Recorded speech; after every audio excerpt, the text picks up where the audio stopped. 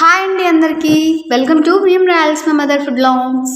ఇవాల్టి special body cooling the best చద్దన్నం చేస్తున్నాము. ఈ చద్దన్నం అసలు ప్రయోజనాలు తెలిస్తే స్టార్ హోటల్స్ మెన్యూలో చేరిపోయేంత గొప్ప రెసిపీ ఇది. పసిపిల్లల నుండి పెద్దవారి వరకు ఎంతో ఎంతో మేలు చేస్తుంది. మన పూర్వీకులు రోజు ఉదయం సాయంత్రం ఇది తిని పెరిగిన వారే. ప్రత్యేకంగా హ్యూమిడిటీ ఎక్కువగా ఉండేటువంటి రెసిపీ ఇది.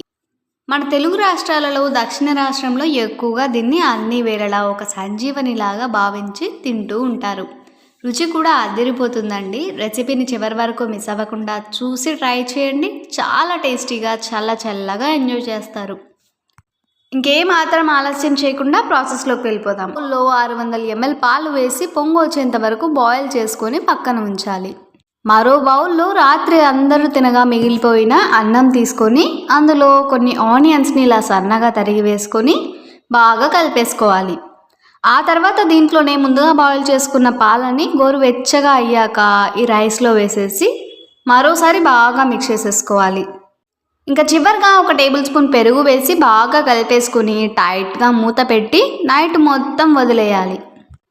నెక్స్ట్ డే మార్నింగ్ ఓపెన్ చేసి చూస్తే చక్కగా చద్దన్నం తయారైపోతుంది. ఇప్పుడు రుచికి సరిపడా సాల్ట్ వేసి బాగా మిక్స్ చేసేసుకొని సర్వింగ్ ప్లేట్లో బ్రేక్ఫాస్ట్లోకి సర్వ్ చేసాం.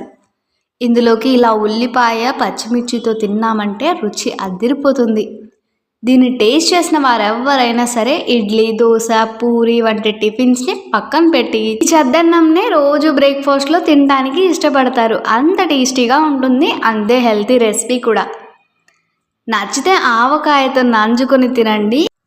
ఇది శరీరానికి అమృతం లాంటి ఆహారం. అసిడిటీయే కాదండి, పొట్టకు సంబంధించిన ఎలాంటి ప్రాబ్లమ్స్ అయినా సరే ఈ చద్దన్నం తినడం వల్ల చాలా మేలు జరుగుతుంది. ఎదిగే పిల్లలకైతే ఇంకా మంచిది.